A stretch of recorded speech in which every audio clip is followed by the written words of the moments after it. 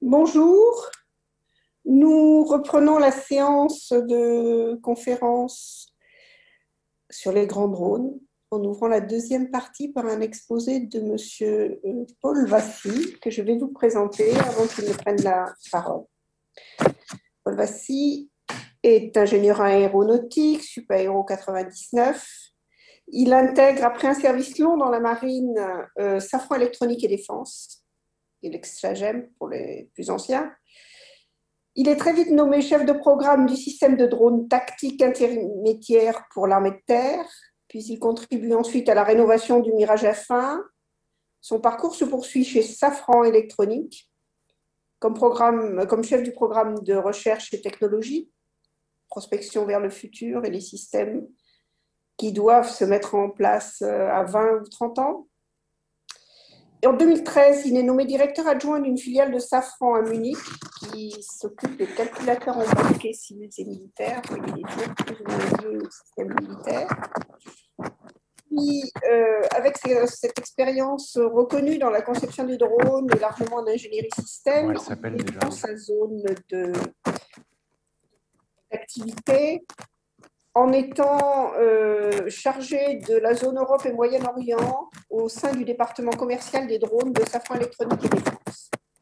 Il y est toujours et il a beaucoup participé à des groupes internationaux comme celui qui est créé par l'ISAE pour les cadres confirmés européens travaillant dans le domaine de la défense. Il a été aussi auditeur de la session armement économique de la défense. Je laisse la parole à Paul Vassy pour nous parler de grands drones. Merci Blanche. Tout d'abord, je remercie les organisateurs de m'avoir fait signe pour participer à l'animation de ces conférences sur le thème des grands drones. Je suis d'autant plus flatté qu'effectivement le patrolleur que vous voyez derrière moi est un grand drone. On m'a demandé de choisir un sujet relatif au patrolleur et j'ai choisi la certification parce que c'est un thème assez nouveau finalement dans le domaine des drones et avec beaucoup de spécificités très intéressantes liées à l'architecture même du produit. Voilà, le patrolleur est aussi un très bon exemple qui permet d'illustrer la certification, puisque nous avons réalisé la première certification suivant des standards internationaux, la première certification d'aéronavigabilité. Alors, qu'est-ce que la certification en général? Eh bien, par exemple, dans le domaine militaire ou même dans le domaine civil, quand un produit est mis en œuvre, il doit répondre à des contraintes de certification, enfin des contraintes de sécurité. Il faut qu'il y ait une autorité qui valide que le produit répond bien à ces contraintes. Alors, dans le domaine des drones, jusqu'à récemment, il n'y avait pas de référentiel normalisé. Donc, chaque armée, finalement, faisait un petit peu sa sauce, entre guillemets, hein, mais c'était quand même très sérieux. Et aujourd'hui, on a des standards qui se mettent en place dans le domaine militaire, également dans le domaine civil. Nous, on va plus vous parler de l'expérience de Safran Electronics and Defense dans la certification dans un référentiel militaire qui s'appelle le STANAG 4671 de l'OTAN. Alors, le sujet peut paraître un petit peu ardu, mais voilà, j'essaierai d'être le plus concret possible lors de cette conférence. Voilà. Alors, Safran Electronics and Defense est un leader européen des drones dits tactiques. Je reviendrai sur cette notion. Pourquoi est-ce qu'on fait des drones finalement? Pourquoi est-ce qu'on s'est lancé dans les drones? C'est parce qu'on maîtrisait depuis très longtemps un certain nombre de briques technologiques, comme alors que vous retrouvez sur... voilà, pardon, je me trompe de bouton. Voilà, que vous retrouvez sur cette pyramide là, qui sont en bas de la pyramide, les briques technologiques que nous maîtrisons, en particulier l'optronique, donc en fait l'optique électronique, les voies TV, infrarouges, etc. la navigation inertielle, donc ce sont les équipements qui permettent de positionner le drone et de savoir finalement où il se trouve, comment il évolue, et l'électronique embarquée. On avait aussi une bonne maîtrise dans les liaisons de données. Les liaisons de données, ce sont finalement les systèmes de transmission qui vont permettre au drone de communiquer avec sa station sol. Donc finalement, en maîtrisant toutes ces technologies, on était très bien placé pour se lancer dans le développement de système de drone. Alors on appelle ça un système. Un système, finalement, c'est un produit complexe qui va regrouper plusieurs équipements concourant à une fonctionnalité. Et dans le cas des drones, on peut même parfois parler de système, parce que on pense très souvent à la plateforme, ce qu'on appelle la plateforme, c'est-à-dire l'avion lui-même, mais bien sûr, il y a les systèmes au sol qui permettent de le contrôler, ou en tout cas de lui donner des ordres peut-être de haut niveau, de recueillir les informations qu'il envoie. Et donc, entre les deux, il y a la liaison de données, donc c'est les transmissions entre le drone et la station sol. Voilà, alors nous avons commercialisé plusieurs drones. Alors en fait, ce sont des drones tactiques. On a commencé avec des drones tactiques. Donc un drone tactique, pourquoi tactique? Parce que c'est un drone qui va être déployé sur des théâtres extérieurs de façon très souple, qui ne nécessitent aucune infrastructure, qui seront positionnés sur le théâtre derrière la ligne de front et qui vont être envoyés à 50-100 km pour observer le champ de bataille, apporter du renseignement sur la situation, désigner des objectifs, recaler des tirs éventuellement, et faire ce qu'on appelle du Battle Damage Assessment. Ils sont aussi utilisés pour le renseignement militaire. Voilà. Donc c'est toute cette souplesse, cette compacité, le fait qu'on puisse tout mettre dans des camions, dans des containers et le déployer rapidement, qui en fait finalement, qui lui donne une caractéristique tactique. Il y a aussi la problématique du décollage-atterrissage. Donc dans nos premières générations de drones, on avait des drones qui étaient catapultés et qui atterrissaient sous parachute. Donc dans ces cas-là, on n'a pas besoin de piste du tout, mais on a trouvé que, et puis nos clients sur les têtes d'opération se sont rendus compte qu'il y avait une limitation à ça, c'est que si on voulait embarquer plus de capteurs ou des capteurs plus performants, forcément on avait des capteurs plus lourds, donc il fallait un drone plus gros pour pouvoir les porter, naturellement. Et quand l'avion atteint une certaine masse au décollage, ça devient extrêmement contraignant de le catapulter, puisqu'il faut une énorme catapulte. En plus de ça, les équipements sont très sollicités, très choqués au moment des décollages ou des atterrissages sous parachute. Donc nous avons évolué, après nos 2 premières générations, vers le Patroller, qui est un drone de dernière génération, qui conserve des caractéristiques tactiques. Pour la piste d'atterrissage, en fait, il a la particularité de pouvoir atterrir et décoller sur une piste de théâtre, en fait, une piste sommaire, pas forcément en dur.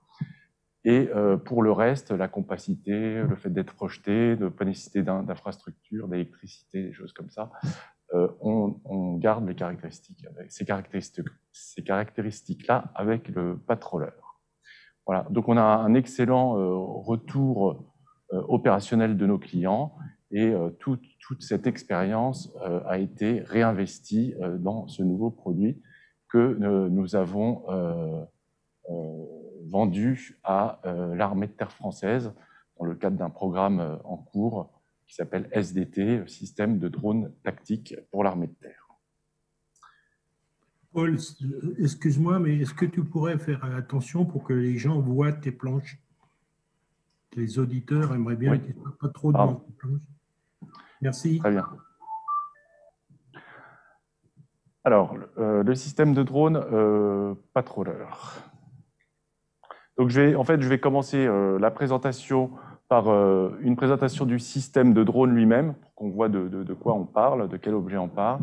Et ensuite, je détaillerai des éléments sur la certification des drones, la problématique réglementaire, la problématique de la standardisation et de comment on a géré ça sur le patrolleur.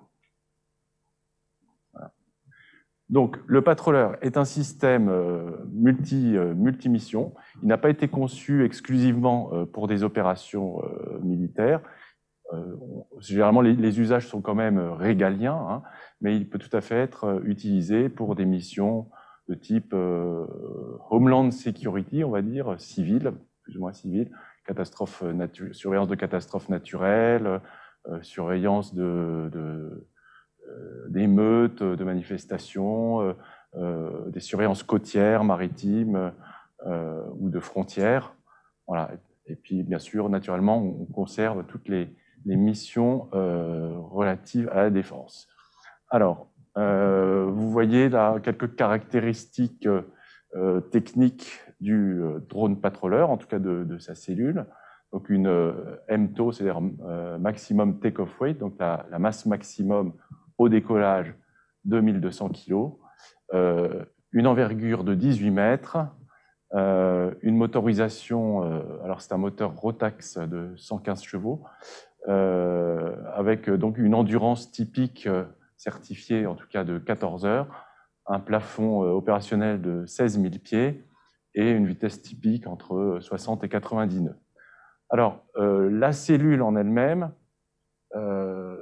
est une cellule que nous achetons. C'est-à-dire que nous, Safran Electronics and Defense, nous sommes systémiers, nous sommes équipementiers. Comme je vous le disais, on maîtrise les technologies de base, les briques de base du système de drone, mais nous ne sommes pas avionneurs, bien qu'on ait fait l'expérience sur les systèmes précédents, mais pour un système de cette envergure, nous sommes appuyés sur une cellule existante fabriquée par un industriel allemand qui s'appelle Stemme, qui fabrique des planeurs de compétition.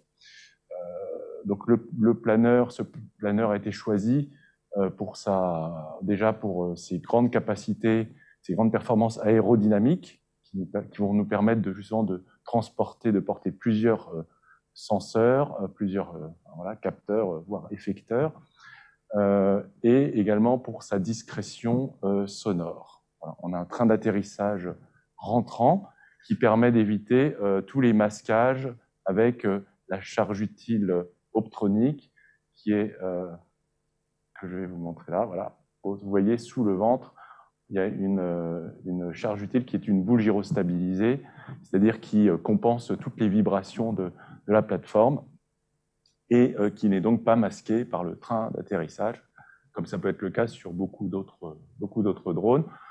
On a également de part et d'autre du fuselage, sous les ailes, 2 points d'emport pour des équipements, des capteurs, des radars, des systèmes d'écoute, de communication, etc. Voilà, alors là, je vais me mettre dans la mer. Voilà, comme ça, vous verrez mieux un déploiement typique d'un système patrolleur. Alors, vous avez sur la gauche ici, c'est ce qu'on appelle le segment sol, qui est composé de deux containers, hein, qui sont transportables. Un qui s'appelle GCS, Ground Control Station, et un qui s'appelle GDT, Ground Data Terminal. Donc le GCS, c'est la station de contrôle dans laquelle on va retrouver les équipages, les stations de contrôle plutôt dédiées avions, d'autres dédiées sur la manipulation et des charges utiles et la récupération et l'exploitation des données des charges utiles. Et puis le GDT, Ground Data Terminal, c'est un container qui peut être déporté avec une fibre optique à une bonne distance du GCS et qui porte les antennes de communication avec le drone. Alors pourquoi est-ce que on les sépare comme ça? C'est simplement que le GDT est beaucoup moins discret d'un point de vue rayonnement électromagnétique puisqu'il abrite les antennes et donc il serait potentiellement plus repérable pour protéger les équipages, on doit mettre une distance entre ces deux éléments. Alors ensuite, donc ce segment sol communique via le GDT directement avec le drone. Donc ça, on appelle ça souvent direct loss, c'est-à-dire loss, ça va être line of sight, c'est-à-dire ligne de visée directe par opposition, par exemple, à des systèmes satellitaires où la communication va passer à travers le satellite. Ici, on se regarde et on peut avoir une portée typique de 150 à 200 km suivant les conditions. Et donc, c'est une liaison haut débit qui permet de récupérer des flux d'informations importants, notamment les flux vidéo temps réel en haute définition, de plusieurs flux d'ailleurs, vidéo temps réel, des flux radars et puis des autres équipements qu'on peut monter à l'intérieur. On a aussi une liaison entre l'avion et des soldats déportés ou qui se trouvent sur le champ de bataille ou à proximité et qui peuvent donc recevoir en direct en fait la vidéo qui est observée par le drone. Il est même possible à travers le drone qui fait office de relais de dialoguer d'avoir un dialogue entre cet opérateur déporté et l'équipage de la station sol pour recevoir des consignes ou pour demander de regarder un peu plus à gauche, un peu plus à droite, etc. On a aussi une liaison avec le trafic aérien, donc c'est une radio VHF, UHF, et donc là c'est un peu le même principe. L'équipage peut dialoguer avec le contrôle aérien suivant une liaison qui est une liaison aéronautique classique, mais ça va se faire à travers la liaison directe entre le drone et le GCS. Voilà, donc ça c'est important d'ailleurs dans la thématique de la certification, c'est aussi un must, on va dire.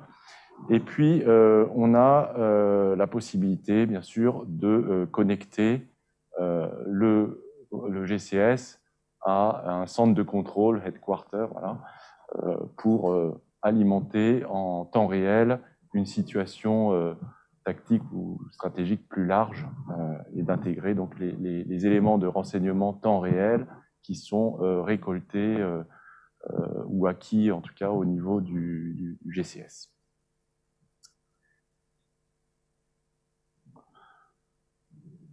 Voilà, alors je vais me mettre ici peut-être, voilà, ce sera mieux. Voilà, donc les profils type de mission du patroleur. Voilà, donc on a avec un système. Alors un système, on a vu que le système c'était la partie sol et la partie bord. Et dans un système, généralement, on peut avoir 3 à 4 ou voire 5 drones par système. L'intérêt, c'est d'avoir la capacité d'assurer une permanence sur zone, voilà, 24 heures sur 24, 7 jours sur 7. Donc en utilisant 2 drones contrôlés par une station sol unique. Donc le premier drone part au-dessus de la zone d'intérêt, il va rester une dizaine d'heures par exemple, et avant de revenir, le deuxième drone va décoller. Ils vont se faire un relais sur place et le premier drone va rentrer. Voilà. Typiquement, un avion est capable de maintenir 10 heures d'observation sur zone à 150 km de distance. Voilà. Pour la surveillance terrestre, alors on a une configuration avec un viseur, donc la fameuse boule là, que vous avez vue tout à l'heure, dont on reparlera, donc qui est d'ailleurs produite par Safran Electronics and Defense, donc qui est une boule avec plusieurs caméras à l'intérieur. Et donc ça c'est plutôt pour ce qu'on appelle l'identification. Et le radar de surveillance terrestre, bon, qui va détecter tous les points mobiles d'une scène, et puis qui est capable de faire de l'imagerie radar, donc ça s'appelle un SAR, comme Synthetic Aperture Radar. et notamment de faire de l'imagerie au-dessus des nuages, par exemple, enfin à travers les nuages. Ça, c'est ce que ne peut pas faire un équipement optique. Donc le radar va servir essentiellement pour faire de la détection. Et une fois que la détection est faite et qu'on a détecté une cible d'intérêt, ou un élément intéressant en tout cas, on va pouvoir se rapprocher et utiliser la boule pour procéder à l'identification. Voilà. En configuration maritime, on peut remplacer le radar de la configuration terrestre donc par un radar plus adapté aux opérations maritimes. Voilà, donc un petit exemple avec l'illustration d'en bas. Donc ce radar a une portée bien supérieure et adaptée aux environnements maritimes. Voilà, donc on a, ça je l'ai dit, on a un système qui est facile à projeter, à utiliser, avec des équipages réduits, très optimisés du point de vue de la maintenance et donc des coûts de maintenance, et une plateforme très discrète. Voilà, donc ce que je voulais dire aussi, c'est que effectivement, là, on voit un certain nombre de capteurs. Donc, on a un système modulaire, hein, c'est-à-dire qu'on a vu là 3 points d'emport principaux qui peuvent embarquer plusieurs types de capteurs. Les interfaces sont standardisées. Et ensuite, ben, ça donne un potentiel d'intégration pour des nouveaux capteurs ou des nouveaux effecteurs, comme par exemple ici là de l'armement, alors des roquettes guidées laser ou des systèmes d'écoute électronique, Communication Intelligence. Ce qu'il faut bien intégrer en fait, c'est que la plateforme, vue des opérations, n'est qu'un moyen d'embarquer les capteurs. En fait, hein. Ce qui compte du point de vue des opérations, c'est la performance des capteurs. Et après, on dimensionne la cellule qui va pouvoir intégrer ces capteurs. On y reviendra d'ailleurs sur ce point-là au sujet de la certification. Voilà, la boule optronique, donc c'est une boule aéroportée de dernière génération. Aujourd'hui, c'est le meilleur ratio performance sur poids du marché. Donc, c'est une boule relativement compacte compte tenu de tout ce qu'elle contient. Elle contient une dizaine de capteurs, plus les éléments inertiels de stabilisation et de navigation qui lui permettent de faire de la désignation d'objectifs avec de très bonnes performances.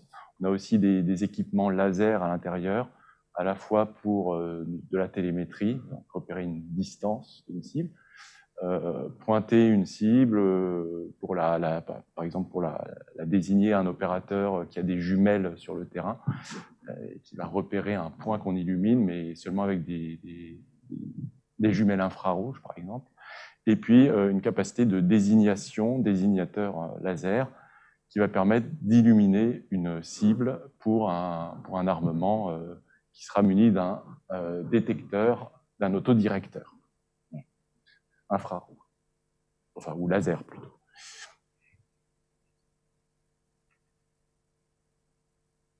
Voilà, donc là, c'est quelques exemples de prise de vue avec le drone.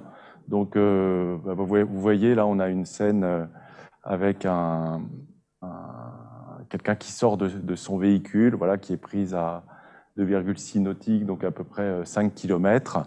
Voilà, donc on a fait un petit zoom dessus, mais déjà à 5 km, on voit qu'on identifie, on peut parler d'identification, puisque on voit que l'homme en question porte une arme. Voilà, donc ça c'est une image qui est prise aussi à partir de la boule dans le proche infrarouge. Vous voyez, à une distance de 5 km, donc on lit très bien les enseignes. On a un grain d'image qui est exceptionnel. Voilà, on peut voir les pierres sur les murs, et puis bon, beaucoup de détails, évidemment, quand il s'agit d'opérations, beaucoup de détails intéressants pour les opérations. Voilà, donc là, c'est une illustration en environnement maritime. Donc là, c'est deux vues qui sont prises au même endroit avec un champ d'observation différent. Donc en bas à gauche, ici, là, on est en grand champ, c'est-à-dire que on dézoome au maximum. Et puis sur la partie droite, ici, c'est la même image zoomée, voilà, avec ce qu'on appelle un télescope, très faible champ à bord de la boule, qui permet d'avoir ce niveau de détail, vous voyez, à une quinzaine de kilomètres.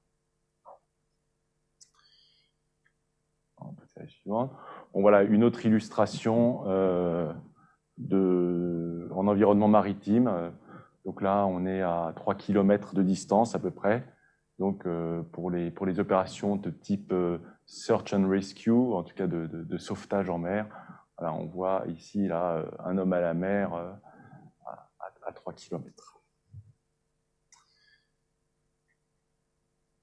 Voilà, et ça c'est bon, une illustration de la station sol. Donc on voit que à l'intérieur de la station sol, on a plusieurs postes. On a les fonctions sont bien réparties, c'est-à-dire que on va avoir une console pour l'opérateur du drone.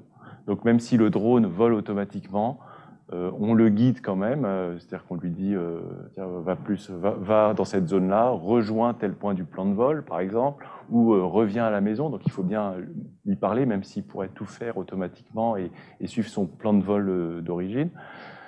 Et puis il faut aussi quand même surveiller les paramètres critiques du drone, notamment est-ce que tout va bien au niveau du moteur, des liaisons de données par exemple, ça c'est une spécificité aussi drone, au niveau des attitudes, surveiller d'éventuelles pannes, etc. Donc ça demande un opérateur qui met toute sa bande passante, toute son énergie à s'occuper du pilotage du drone. À côté, on va avoir des postes, un ou plusieurs postes selon le nombre de charges utiles pour gérer les capteurs et faire de l'analyse en temps réel ou semi-différé, c'est-à-dire très rapide pour alimenter les utilisateurs des images ou des informations qui auront été recueillies par la station sol. Alors une particularité, là, pendant que je suis sur cette image-là, c'est que pour des raisons de fiabilité, de certification, voilà, un point sensible, c'est qu'on ne veut pas qu'il y ait de coupure de liaison entre la station sol et l'avion. Voilà, c'est un événement redouté.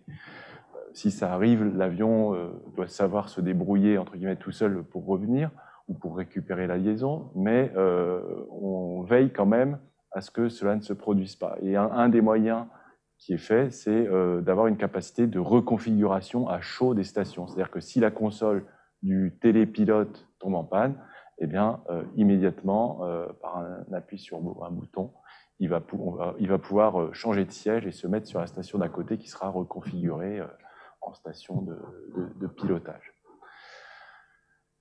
Voilà. On a aussi vous voyez peut-être... Ah oui, pardon, je me suis trompé de bouton. Voilà. Ici, on a des panneaux de contrôle, disons hardware, sans logiciel, qui permettent, qui sont utilisés pour transférer des ordres critiques au drone sur lesquels on veut avoir une fiabilité meilleure que la moyenne des autres ordres. Voilà. Et donc, on évite de mettre du logiciel dans la chaîne de traitement de ces données. Donc, on a des accès directs via des boutons et c'est envoyé directement, ça rejoint les transmissions pour être envoyé au drone. Voilà. Donc, on voit bien que l'architecture, à la fois de la station sol et du drone, est très dimensionnée finalement et très contrainte par des objectifs de sécurité ou des objectifs de faible probabilité de certains événements redoutés. Alors, on va lancer une petite vidéo. Voilà, c'est parti. Donc là, ce sont des essais qui ont été menés à Istres, dans le centre d'essai en vol d'Istres en 2016, et donc qui illustrent bien. Donc ça, c'était à l'époque notre station prototype, hein, qui a été largement améliorée, mais qui fonctionnait sur les mêmes principes. Donc on voit en bas à gauche de l'écran un avion qui est en train de décoller. Donc on a un décollage tout à fait automatique. Le roulage sur piste se fait au joystick, mais une fois qu'on décolle, on appuie sur un bouton et on laisse le drone décoller.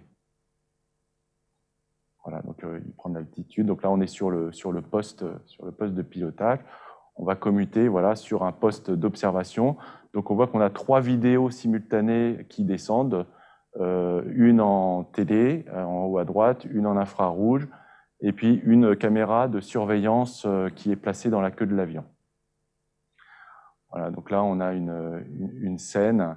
Donc ici, on est actuellement à une distance de 3 nautiques de l'objectif, donc à peu près 6 km.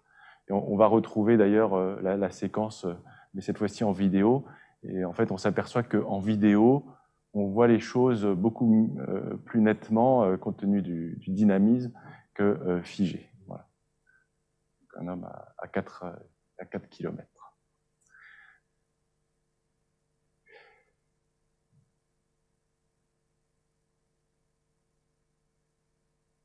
Voilà, donc en infrarouge, on voit bien la chaleur de l'homme là qui se trouve dans le champ.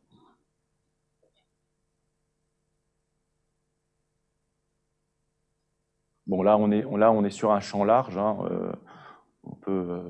en zoomant, on peut avoir des détails aujourd'hui qui sont bien supérieurs.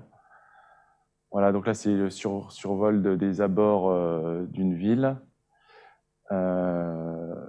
Donc là, c'est intéressant parce qu'on fait un zoom en infrarouge et on va commuter en télé. Voilà. Donc là, on est à 8 km à peu près. Hein. Donc on voit l'homme qui marche. Là, on voit des feux arrière de la voiture qui scintillent. Là, on a une vue maritime en infrarouge à 16 nautiques, donc une trentaine, un peu plus de 30 km. Et puis là, on est à 8 km et on va identifier un navire. Voilà. Donc on a aussi un système de traitement des images qui permettent d'améliorer la résolution par logiciel finalement. Voilà, donc là on a un bâtiment de pêche. Alors il faut bien surveiller, à un moment donné on voit le poisson qui tire du filet. Ça va être très fugitif, attention. Hop, le voilà. Voilà, surveillance de zones industrielles, d'infrastructures portuaires.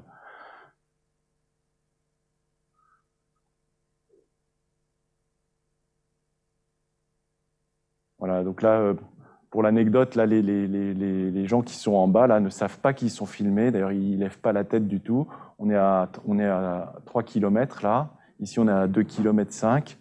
Voilà, ils se font des selfies ou ils se prennent en photo, mais ils ne lèvent pas le nez au ciel. Hein.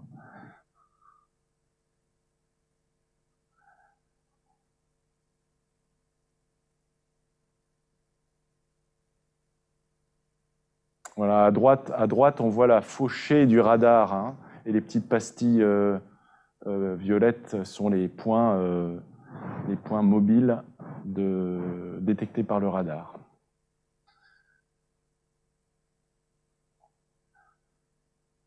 Donc on peut tout à fait repérer un petit point violet sur la carte, on clique dessus et automatiquement la boule va s'orienter pour aller pointer sur le point en question. Là on fait de l'imagerie radar qu'on sait géoréférencer, donc corrélée avec une carte,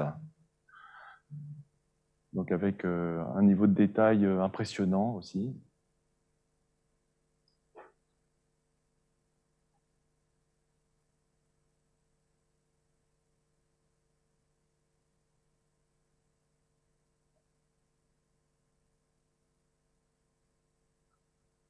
Et là, la vidéo a l'air de plus avancer, là. Bon, c'est pas grave, on va repasser sur le slide à ce moment-là. Voilà. Donc, voilà. Maintenant, bon, vous avez vu un petit peu ce qu'on peut faire avec un drone de la classe Patroller, hein, le type de mission qu'on peut imaginer à partir de ces capacités-là. Donc, maintenant, on va passer vraiment sur le volet de la certification. Donc, le Patroller, c'est le premier drone de plus de 150 kg à voilure fixe qui suit une certification d'aéronavigabilité suivant un standard OTAN qui s'appelle le STANAG 4671. Slide suivante. Voilà. Alors, je me suis amusé à aller rechercher une définition. Je vais m'écarter de l'écran pour que vous puissiez la lire. C'est une définition de l'encyclopédie Britannica. Donc, ça date d'avant les années 2000. Et donc, qu'est-ce qu'un drone? Eh bien, un drone, avant tout, c'est un military aircraft. Donc, un drone, c'est forcément militaire. Donc, déjà, on voit que ça paraît déjà un petit peu vieux comme notion, qui transporte des capteurs, des effecteurs, etc. Et ce qui est intéressant, c'est cette phrase-là. Unencumbered by crew life support system and the design safety requirements of a manned aircraft, UAVs can be remarkably efficient, etc. Donc en fait, on voit bien que cette problématique de design safety requirements, c'est-à-dire faire une conception orientée vers la sécurité, pendant de nombreuses années, ça n'a pas été un point d'attention pour la conception des drones. Et d'ailleurs, pour une raison simple, c'est qu'il n'y avait pas de pilote. Voilà. Donc, s'il n'y a pas de pilote, les standards de l'aviation civile ayant été faits en prenant en compte les pilotes dans l'avion et pas les habitants au sol, ben, c'était assez facile de s'abriter derrière cet argument pour dire finalement, si j'ai pas de pilote à bord, ben, j'ai pas besoin d'une certification trop exigeante. Voilà. Donc, on y va.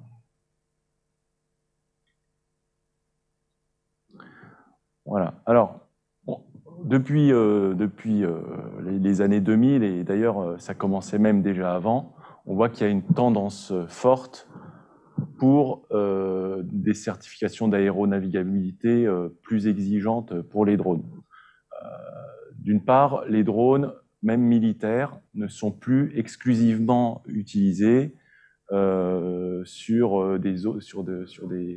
des théâtres extérieurs symétriques, mais aussi sur des zones où on a des habitants, voilà, comme au Sahel par exemple. On a de plus en plus aussi des usages régaliens, voilà, civils, garde-frontières, garde-côtes, qui obligent à survoler des zones peuplées. Et on a aussi une banalisation de l'usage des drones, dans les drones professionnels, même s'ils sont plus petits, etc. Il y a une vraie prise de conscience qu'aujourd'hui, on ne peut pas laisser voler et exposer des populations à des vols de drones qui n'auraient pas un minimum, qui ne suivraient pas un minimum de certification rigoureuse. il y a toute la problématique de transparence, c'est-à-dire en cas d'accident, qui est responsable? Est-ce que c'est l'opérateur? Est-ce que c'est le concepteur? Il faut pouvoir remonter aux causes quand il y a des incidents. Donc aujourd'hui, on ne tolère plus du tout de dire que c'est la faute à pas de chance. Hein. Donc il faut maîtriser la chaîne de responsabilité. Il y a aussi un élément intéressant, c'est qu'on le voit dans ce qu'a apporté la certification dans le monde civil, et notamment quand il y a de la série. Hein, c'est une diminution des coûts de possession du fait de la rigueur qui est apportée dans les processus et de l'amélioration de la fiabilité. Et voilà. Et puis en fin de compte, il y a des grands principes de sécurité à respecter pour tous les aéronefs, hein, d'après l'ICAO. Hein. Protection des passagers, bon, là, on n'est pas concerné, mais évitement des collisions. Alors ça, c'est un sujet que j'évoquerai à la fin de la présentation. Et puis, le contrôle des impacts au sol et éventuellement les dommages des personnes et des biens. Donc voilà pourquoi les référentiels sont de plus en plus exigeants. Je vais peut-être illustrer ça par une petite vidéo avant de passer à la slide suivante, pardon. C'est parti. Voilà, donc je vous parlais du survol du territoire national. Hein. Voilà, donc l'enjeu, on est en plein cœur de l'enjeu là. Donc c'est des prises de vidéo qui ont été faites par le patroleur lors du 14 juillet 2017 hein, au-dessus de Paris, où on a pu faire voler le patroleur. Bon, là, le patroleur était dans une configuration dite optionnellement pilotée. C'est-à-dire qu'en fait, on avait un pilote à bord, mais le pilote n'avait qu'une possibilité de reprendre la main en cas d'urgence. C'est-à-dire qu'il appuie sur un bouton s'il y a un problème. Et bon, il n'a pas eu à le faire, mais ça nous a permis à ce moment-là de voler au-dessus de Paris. Mais l'enjeu dans le futur, c'est que les drones sans pilote du tout puissent contribuer à ce genre de mission.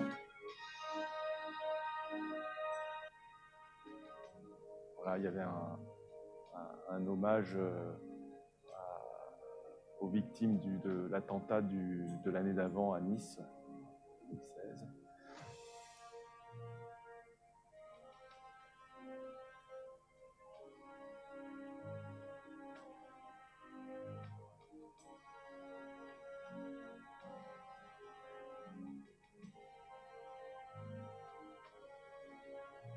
Voilà, une belle vue sur Paris. Ça plaît beaucoup à nos prospects export là, quand on leur montre ça.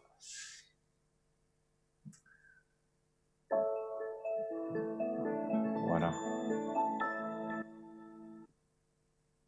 Donc, chez nous, Safran Electronics and Defense, donc on a commencé formellement à faire de la certification dans des programmes hein, pour nos clients en 1996 avec le drone Sperver pour l'armée hollandaise. Donc l'armée de terre hollandaise était notre client, le end user. Et ils ont souhaité que leur organisme de certification de l'armée de l'air surveille et pilote de façon indépendante une certification. Alors, suivant un référentiel, il n'y avait pas de référentiel international à l'époque, mais ils avaient créé leur propre référentiel à partir du JAR VLA, donc de standard américain pour les drones, pas pour les drones, pour les avions légers. Et donc, on a finalement été suivi comme un programme de développement d'avions légers. Et on a commencé à l'époque à prendre en compte les spécificités du drone, du système de drone, et pas que de la cellule. Voilà. Donc, ça demandait... En fait, la certification apporte des exigences complémentaires, c'est-à-dire qu'on ne fait plus du design to function, mais on fait aussi du design to safety. Et parfois, ça peut être contradictoire, ça peut apporter des surcoûts, ça pose des problèmes techniques. Par exemple, pour pour être plus fiable, parfois il faut mettre de la redondance. On peut être aussi obligé de respecter certains processus de développement qui sont plus contraignants pour garantir un certain niveau de fiabilité. Et donc ça on a commencé à le faire sur le standard JARVLA. Voilà. Donc, la certification au temps du patroleur, voilà, c'est une première mondiale. Donc, il y a deux aspects importants dans cette certification. Il y a le référentiel d'aéronavigabilité lui-même. Donc, ça, c'est le fameux STANAG 4671, donc en fait, qui est un standard qui décrit ce qu'il faut faire, quelles exigences on doit tenir en termes de fiabilité, comment on doit développer dans tel et tel cas de figure, etc. Donc ça, c'est un standard, je vais y revenir après, qui est dérivé d'un standard EASA CS23 pour l'aviation légère. Et puis, pour obtenir une certification de type sur le système de drone, on a besoin d'avoir des agréments en tant qu'industriel donc ça s'appelle des DOA en anglais, hein, Design Organization Approval, c'est-à-dire qu'on doit être capable de prouver que notre organisation industrielle et nos processus sont tels que on va développer correctement et que quand on va dire l'exigence du référentiel d'aéronavigabilité validé, qu'elle l'est réellement. Et ça, c'est valable pour le design, donc la conception, la production, la maintenance et la formation.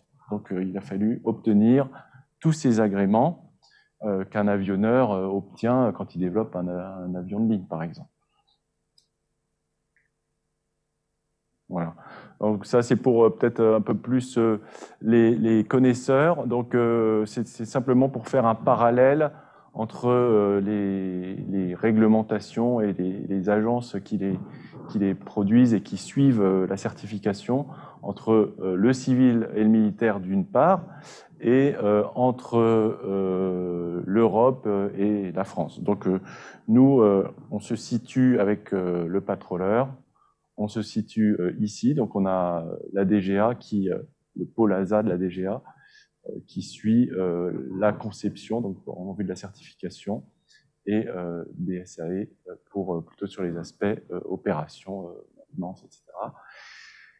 Et donc la réglementation s'appelle FRA, voilà, et elle a un équivalent européen au niveau militaire qui s'appelle EMAR. Donc si vous entendez parler de FRA et EMAR, en réalité c'est très proche. Il y a des accords entre les pays et l'Union européenne.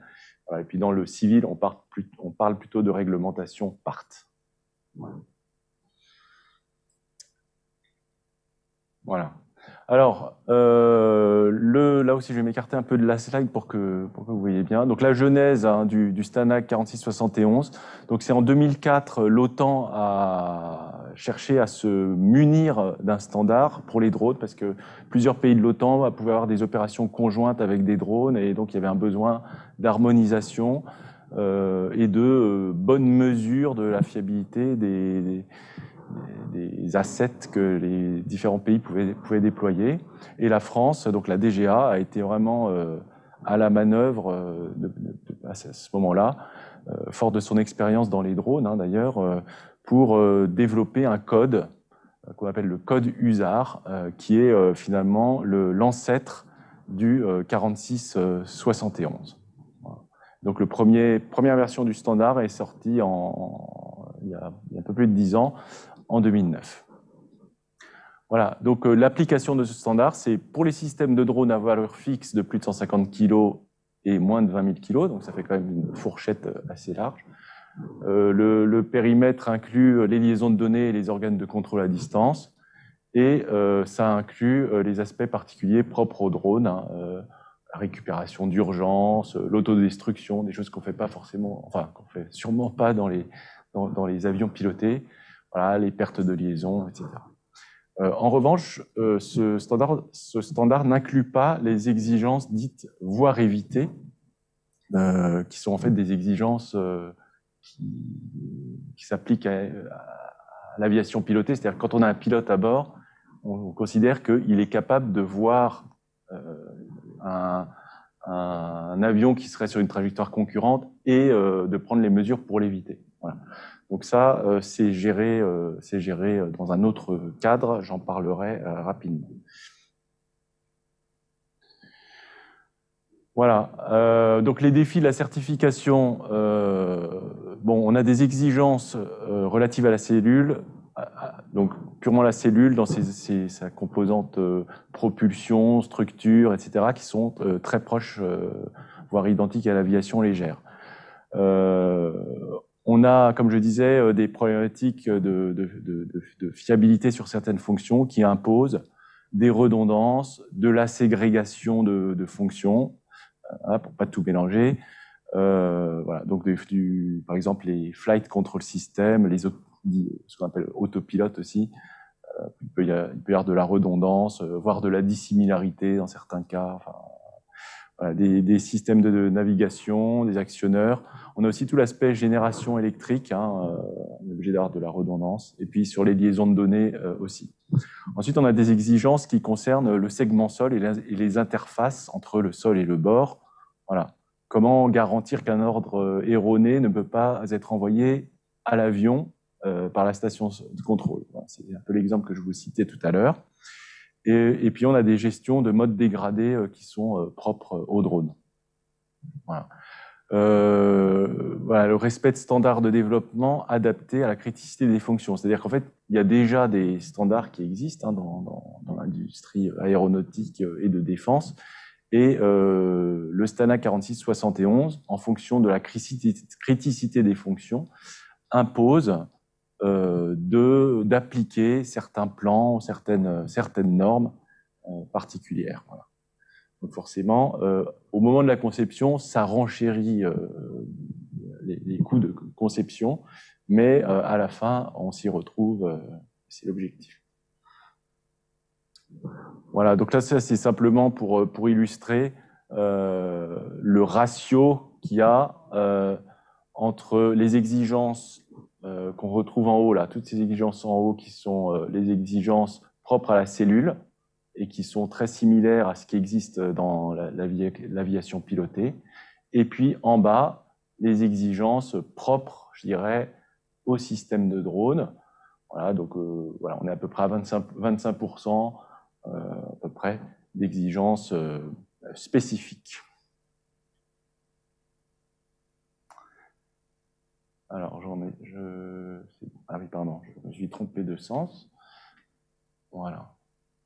Voilà, donc le standard, il impose aussi ce qu'on appelle des means of compliance, c'est-à-dire des moyens pour justifier qu'on tient les exigences. Donc il y a certains moyens qui doivent être, certaines preuves qui doivent être apportées impérativement en essai en vol, par exemple. D'autres sur lesquels on peut se contenter d'essais au sol, de simulation, de notes de calcul, etc. Donc tout ça, c'est normalisé, c'est standardisé. Et bien sûr, nous les respectons. Voilà. Ça, c'est un petit, une planche sur les événements redoutés, les probabilités d'événements redoutés. C'est-à-dire que la démarche, on peut avoir une démarche qui est de partir des événements redoutés, par exemple qu'un avion se crache. Et on va analyser quels sont tous les facteurs ou toutes les pannes des sous-ensembles qui peuvent conduire à ce qu'un avion se crache. Et en fonction de la fiabilité de ces sous-ensembles, on va déduire des probabilités que l'événement redouté se produise.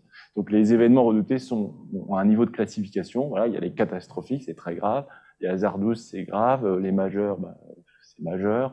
Voilà, les mineurs, c'est mineur. Et puis d'autres sans impact. Et sur chacun, le standard va donner des objectifs. Et derrière, on va améliorer la fiabilité. En améliorant la fiabilité de l'avion et de ses chaînes critiques, eh bien, on arrive à respecter les objectifs. Donc, par rapport à l'état de l'art, sur les drones, aujourd'hui, on est à peu près à entre 5, 10, moins 4 et 10, moins 3, donc à peu près tous les 1000 à 2000 heures d'événements hasardeux ou catastrophiques, donc graves sur les systèmes de drones. Hein. Enfin, c'est une moyenne générale mondiale à partir des retours d'expérience sur les incidents. Et l'objectif, c'est d'arriver à un facteur d'amélioration entre 10 et 100. Hein. Voilà.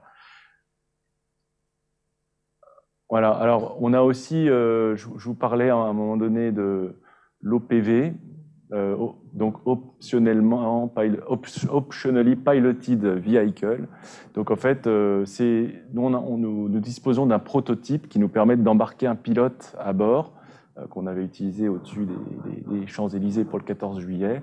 Et en fait, le pilote ne fait rien, si ce n'est qu'il a un bouton d'alerte en cas de problème pour reprendre la main. Alors ça nous sert lors de la validation en vol de certaines fonctions. Alors pas toutes, mais beaucoup de fonctions peuvent être validées en vol et donc dans l'espace aérien civil. Donc pas besoin de réserver un centre d'essai où on va bloquer tout le trafic aérien, où on va devoir se déployer très loin de nos centres de R&D, etc. Il suffit d'aller sur l'aérodrome d'à côté et de voler, de faire nos essais. Il y a toujours un pilote à bord, donc on est dans la réglementation aviation légère normale. Alors, la contrainte qu'il y a avec ça, évidemment, c'est il faut être capable de prouver que nous faisons nos essais dans des configurations dites représentatives. Voilà, donc représentative du système de drone que nous devons livrer à notre client. Mais ça, voilà, on sait le faire. C'est pas forcément simple, mais on y gagne beaucoup.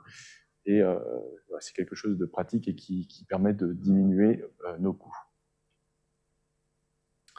Voilà. Je voulais faire un petit point rapide sur l'insertion dans l'espace non ségrégué. C'est-à-dire qu'aujourd'hui, les drones de la catégorie du patrolleur volent exclusivement, enfin en France et dans beaucoup de pays, dans des espaces ségrégés. C'est-à-dire qu'on bloque la zone à l'avance, avant le début du vol, et donc on est certain qu'il n'y aura pas un avion qui croisera le drone pendant sa mission. On est même capable de faire des couloirs spatio-temporels, entre guillemets, dans lesquels on définit une durée pendant laquelle on est sûr que le couloir sera libre, et à ce moment-là, le drone va pouvoir voler. Mais voilà, c'est quand même une gymnastique qui est très contraignante. Et donc forcément, l'avenir, et ce que tout le monde cherche à faire aujourd'hui, c'est de donner un cadre réglementaire qui permettra aux drones de partager l'espace aérien avec des avions pilotés. Et donc, on en revient à cette fonction voir éviter, là, qui était demandée par l'ICAO, Detect and Avoid en anglais, qui consiste à mettre dans l'avion la fonction du pilote qui voit et, en fonction de ça réagit et évite. Donc, il y a plusieurs moyens qui concourent à le faire. Il y a des moyens non visuels, par exemple mettre un TCAS, un IFF, un ADS-B, donc c'est des moyens dits non coopératifs. Et puis, en fait, chaque avion dans l'espace aérien envoie sa position, et cette position est vue par le drone, par des moyens radio, et donc il va faire des évitements. Mais le problème, c'est que quand un aéronef n'est pas équipé de ces équipements-là, il ne va pas renvoyer sa position, et donc le drone ne sait pas qu'il y a quelqu'un. Donc il faut des capteurs. Voilà, donc nous, on a fait des essais en 2014 dans le cadre du projet ODREA, Operational Demonstration of Airpass, Airpass veut dire drone, in European Airspace, sous l'égide de César, hein, qui est l'unification du trafic aérien en Europe. C'est une cellule qui travaille à cette consolidation, et nous avons pu faire des démonstrations en vol d'une fonction Detect and Avoid, et aussi bien la détection des avions environnants avec des caméras infrarouges très large champ, et calcul de trajectoire d'évitement et mise en œuvre, enfin déclenchement de la manœuvre d'évitement. On a aussi profité de ces essais-là pour faire des essais d'approche dans le trafic de l'aéroport de Toulouse-Blagnac, voilà, avec les procédures de contrôle aérien civil standard. Alors, je vais vous montrer rapidement, et ce sera à la fin, une petite vidéo d'1 minute.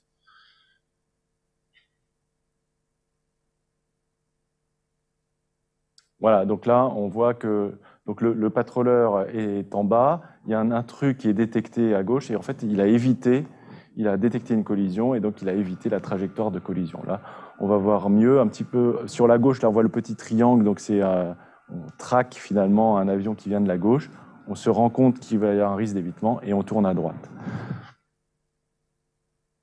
Donc là on en a même 2, on avait détecté 2.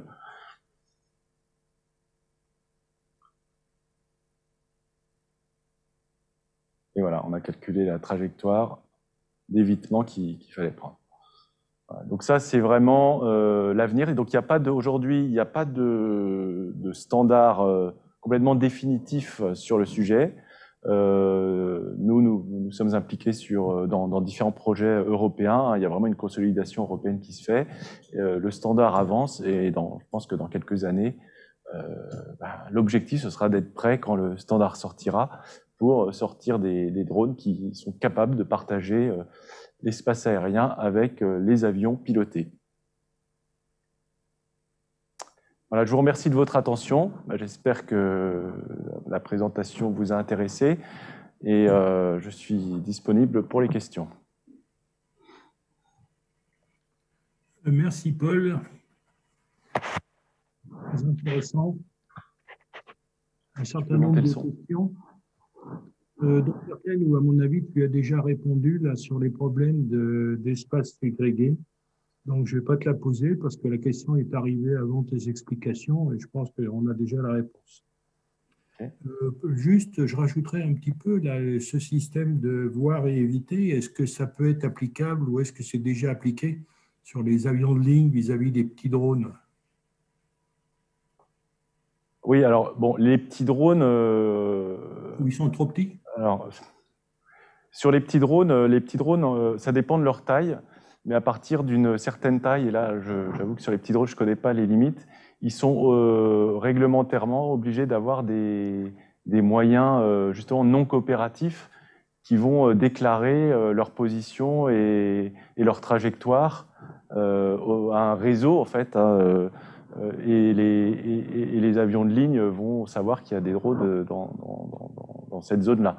Bon, après, il y a des réglementations au niveau des petits drones qui les empêchent d'aller à proximité des aéroports, de voler au-dessus de certaines altitudes, etc. OK. Toujours dans le même sens, là, signale que les planeurs utilisent pour signaler leur position un système FLARM, très peu consommateur d'énergie.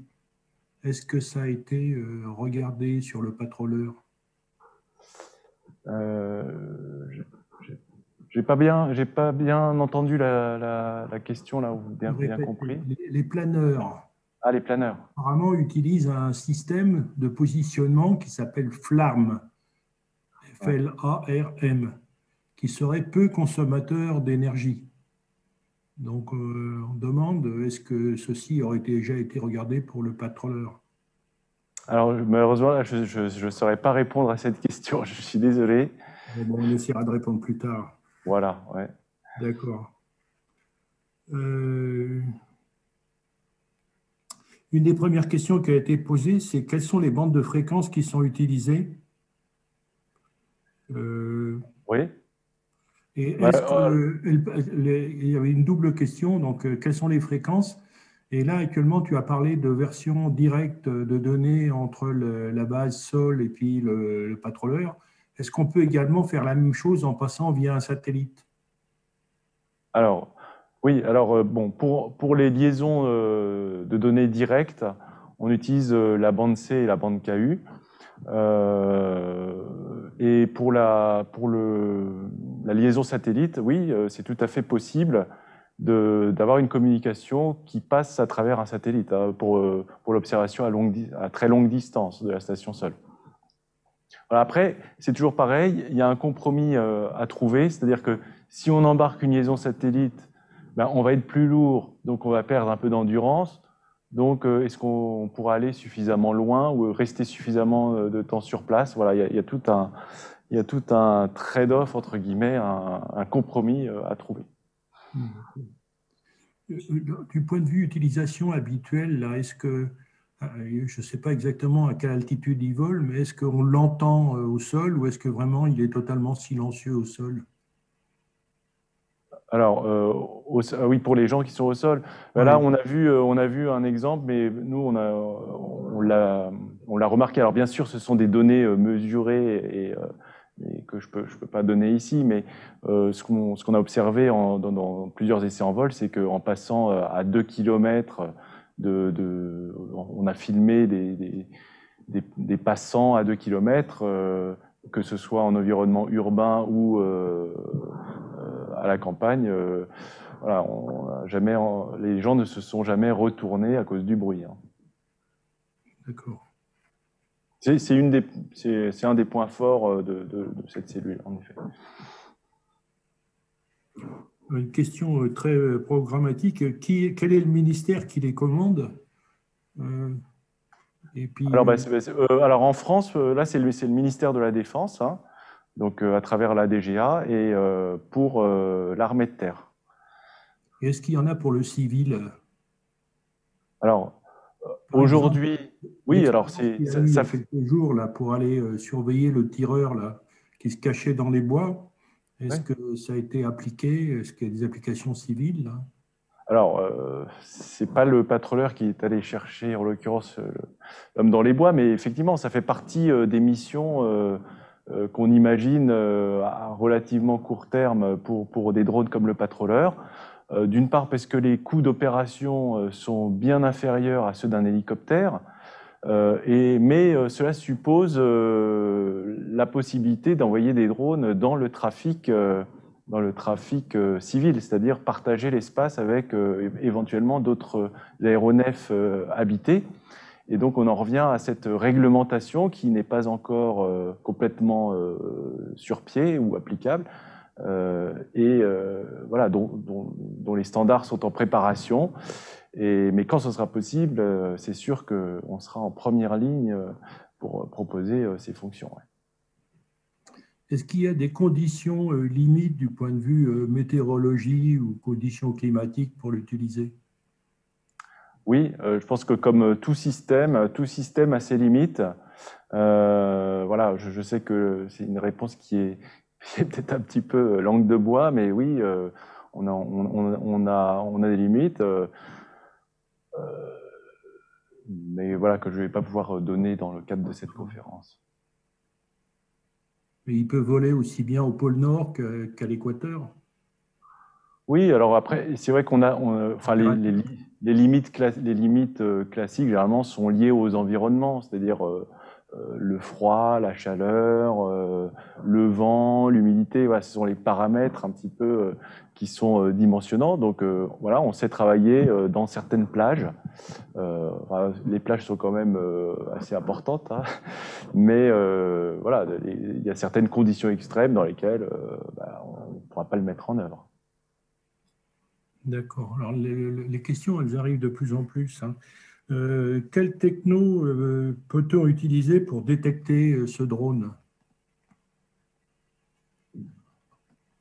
Alors, bon radar? Oui. Par exemple, quand on fait des essais en vol dans des centres d'essais, on est suivi par des radars de trajectographie. Voilà, donc bon, avec un radar de trajectographie, on peut détecter un oiseau à plusieurs kilomètres. Hein. Donc, rien n'est impossible. Le patroleur est relativement discret malgré tout. Hein. On parlait dans la conférence précédente de signature radar. Alors, il n'a pas été conçu pour être furtif, mais de fait, il a quand même une bonne discrétion, à la fois électromagnétique, mais aussi thermique et sonore. D'accord.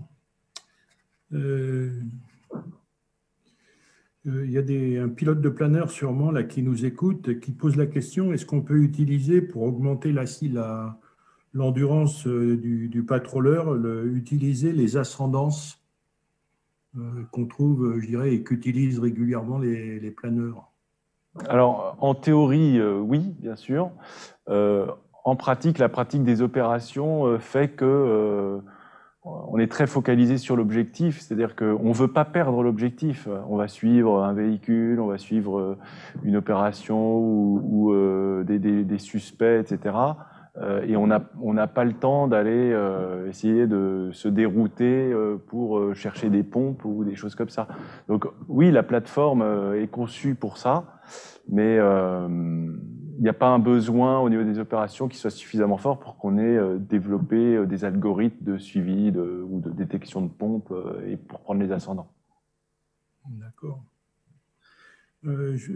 Question là, au niveau de la certification. Certification au temps, je dirais, on ne comprend peut-être pas bien exactement à quoi ça sert. Si on n'a pas la certification, est-ce qu'on peut quand même utiliser un drone? Est-ce qu'il y a où c'est valable uniquement dans les pays que couvre le temps? À quoi ça sert exactement cette certification en fait? En fait, c'est un référentiel harmonisé. C'est un référentiel qui est adopté par les pays de l'OTAN. Et donc, si par exemple, j'ai un type certificate qui est obtenu en France, en principe, un autre pays de l'OTAN va reconnaître la valeur de ce type certificate, de ce certificat de type, et donc va pouvoir autoriser facilement la mise en service du drone sur son territoire ou pour ses opérations. Donc, c'est un standard. Ce qui fait la force de ce standard, c'est justement qu'il est harmonisé, il est commun. Dans le passé, nous, sur nos premiers drones, et ben chaque client avait un peu son idée. Enfin, en tout cas, les autorités de certification de nos clients, chacune pouvait avoir leur idée sur ce qui convenait de faire du fait que c'était un drone et ce qu'il fallait démontrer pour l'autoriser à voler. Donc aujourd'hui, ça donne un référentiel harmonisé, mais qui est vraiment reconnu comme quelque chose de sérieux. C'est-à-dire que même si on va vendre à un pays qui est non OTAN, voilà, ça fait quand même référence, c'est sérieux, c'est crédible. Et les gens qui n'ont pas ni au point chez eux de standards de certification ou de règles de certification pour les drones, eh bien, ils s'appuient bien volontiers sur ce standard et sur ce qui existe, en fait, pour ne pas réinventer la poudre. Les Russes et les Chinois n'ont rien d'équivalent, par exemple. Alors, je sais pas comment ils certifient. Hein. Forcément, ils doivent certifier d'une façon ou d'une autre, mais je ne sais pas s'ils utilisent je ne sais pas comment on peut comparer. Peut-être qu'il est comparable, mais je n'en sais rien. Leur référentiel, s'il est comparable avec celui de l'OTAN. Hein. Je sais pas. D'accord. Une question où je ne sais pas si tu es obligé d'y répondre, c'est combien il y a de patroleurs opérationnels en France et à l'étranger? Mais c'est peut-être... Oui.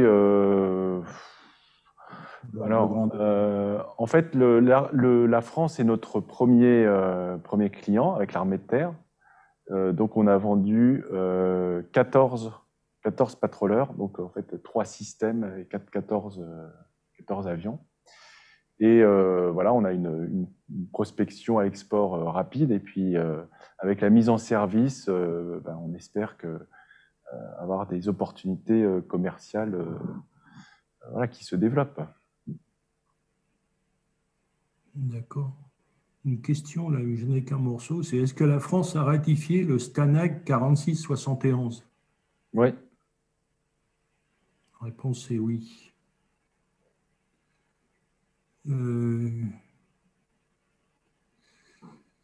Vous avez parlé au sujet de la fonction Detect and Avoid, une étude importante qui a duré 6 ans sur budget européen et à laquelle l'ex-SAGEM a fortement participé. Est-ce que c'est l'étude de MITCAS? MITCAS? Oui.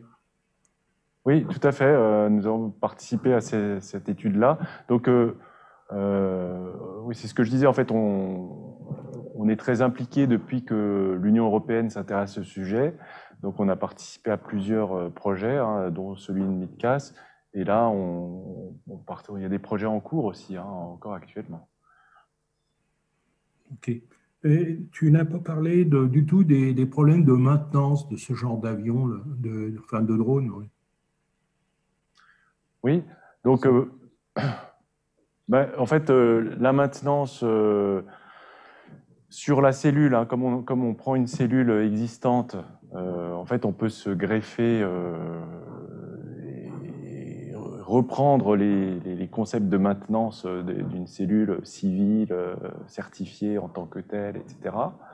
Et puis sur la partie station-sol, ben, on a fait une harmonisation en fait des process de maintenance de façon à pouvoir avoir cet agrément MOA là qui nous permet de faire une maintenance certifiée. Et donc voilà, derrière il y a des processus de traçabilité de ce qu'on fait des pièces, de leur configuration et tout ça effectivement c'est mis en place et je dirais qu'on est obligé de le faire pour l'entretien de notre type certificate. Bon, une question qui est un peu de base là. L'avantage d'un drone n'est-il pas de ne pas exposer un pilote à un risque létal dans un théâtre d'opération?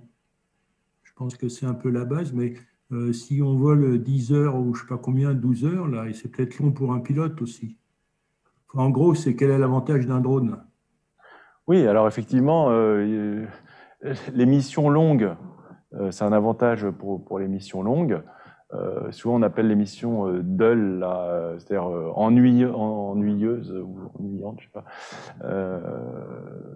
où il se passe rien. Par exemple, des missions de surveillance maritime où on est à l'affût de quelque chose, mais on ne sait pas ce qu'on va trouver et on sillonne des théâtres maritimes ou terrestres, hein, et sans qu'il se passe rien. C'est sûr qu'un drone, c'est tout à fait approprié à ce genre de circonstances. Oui, je dirais même que c'est leur raison d'être essentielle. Hein. Oui. Pourquoi le choix de la bande KU pour les liaisons de données et pas la bande S ou C? Alors là, vous me posez une colle. Je ne suis pas spécialiste des transmissions. Donc je saurais pas, honnêtement, je saurais pas vous faire une Bonne réponse question, là-dessus. c'est à préciser. Est-ce approprié de parler de fail-safe sur le tableau d'évaluation des risques, alors que cette notion est remplacée par la tolérance aux dommages, au moins pour les structures des avions? Alors là. De fail-safe? Est-ce approprié de parler de fail-safe Ouais. sur le tableau d'évaluation des risques, alors que cette notion est remplacée par la tolérance aux dommages, au moins pour les structures des avions?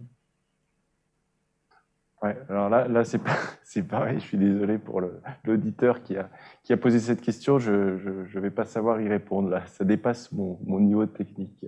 Il ne l'aurait pas posé personnellement, mais je lis toutes les questions. Il y en avait une également intéressante. Bon, ça c'est peut-être plus politique. Bon, est-ce que les liaisons, toutes les communications sont cryptées? Oui. Oui, les liaisons sont sécurisées. Hein, Thierry Prunier en parlait tout à l'heure. On a plusieurs possibilités, plusieurs stratégies de protection des données, hein, que ce soit du cryptage, que ce soit des méthodes analogues à ce qui ont été présentées précédemment sur les formes d'ondes, sur l'évasion de fréquences. Enfin, de toute façon, on est obligé de voilà, dans les contextes actuels, c'est quand même obligatoire de sécuriser ces données, hein, c'est certain. C'est un enjeu important, hein, le côté cyber. Hein. Donc, on va passer à l'acoustique. Est-ce qu'il y a une certification acoustique particulière pour les applications civiles? C'est une bonne question. Je ne sais pas. Je ne sais pas répondre à cette question non plus. Qu'est-ce que j'ai encore? Ah oui, alors ça, c'est peut-être plus politique. Est-ce que dans le cadre d'un futur programme de drones, est-ce que Safran imagine se positionner en systémier complet, donc l'avionneur? Ben, en fait, c'est ce que j'expliquais dans la présentation, c'est que le systémier n'est pas forcément avionneur. Nous, sur les drones, on a une position de systémier, hein, c'est-à-dire qu'on intègre à la fois, on développe beaucoup d'équipements qui vont dans l'avion, mais on intègre l'avion avec les stations sol. Donc ça, c'est un rôle de systémier. Après, on peut très bien avoir un partenaire ou un fournisseur qui nous fournit la plateforme. Donc le choix pour nos drones précédents, enfin le Sperver en tout cas, on avait fait le choix de développer nous-mêmes la cellule. Pour le Patroller, on a fait un choix voilà, qui était plus rationnel par rapport à nos compétences et notre expérience du moment, et on s'est tourné vers un fournisseur. Et le fournisseur, là, tu as proposé de mettre un pilote dedans, là, c'est plus qu'une proposition. Est-ce qu'il peut y avoir un dérivé là, qui correspondrait à un avion directement, là? C'est-à-dire que ce ne soit plus un drone, mais que ce soit un véritable avion? En fait, notre démarche, c'est plutôt l'inverse, c'est-à-dire qu'on est, on est parti d'une plateforme pilotée, donc d'un avion. Ouais. Pour notre prototype, on a laissé la verrière pour qu'un pilote puisse s'asseoir dedans. Mais en fait, c'est un pilote passager, hein, pilote de sécurité, mais qui était en passager. On a équipé notre avion de l'avionique et de tous les éléments nécessaires pour le faire voler automatiquement en drone. Et voilà, et dans la version finale livrée, ben, on enlève le pilote, et puis c'est un drone pur, on va dire. D'accord. Quand il y a des vols là, qui font une dizaine d'heures, le personnel qui suit, qui pilote, etc., ou qui traite les images, quel est son temps d'activité? Oui, alors, je ne sais plus si c'est 4 ou 5 heures, mais effectivement, il y a un temps limité, hein, parce que ça demande une charge mentale qui est importante. Et donc, il y a des rotations qui se font dans la station sol. Et ça, c'est sûr qu'on ne peut pas le faire dans l'avion. Et le traitement d'image, là, ça se fait essentiellement automatiquement ou c'est vraiment avec la vue du personnel? Alors, il y a des dispositifs automatiques, par exemple, relever dans l'image directement des cibles mobiles, enfin, ou des éléments mobiles dans l'image. On a aussi des détections de points chauds. On a un certain nombre d'algorithmes automatiques qui vont aider à détecter des événements ou des situations, voilà, avec de l'intelligence artificielle, par exemple. Donc, ça, c'est un sujet sur lequel on s'améliore de jour en jour. Hein. Par exemple, détecter si c'est un véhicule de tel type, si c'est un personnel ou pas. Voilà.